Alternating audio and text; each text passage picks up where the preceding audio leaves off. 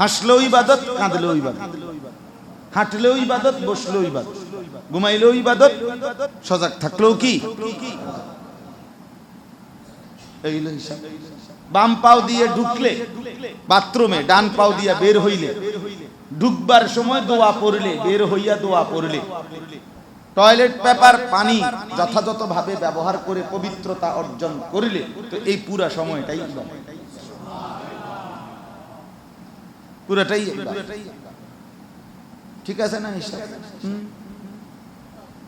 দুই হাত কবজি পর্যন্ত একবার ধুইলো, ডান হাতে খাবার খাইলো, শুরুতে দোয়া পড়লো, মাঝে মাঝে মাঝে মাঝে তাসবিহ পড়লো, শেষে আবার দোয়া পড়লো, হাত ধুইলো, হ্যাঁ, আল্লাহ তাআলার শুকর আদায় করলো, তো এই খাবারের পুরা টাইমটাই ইবাদত।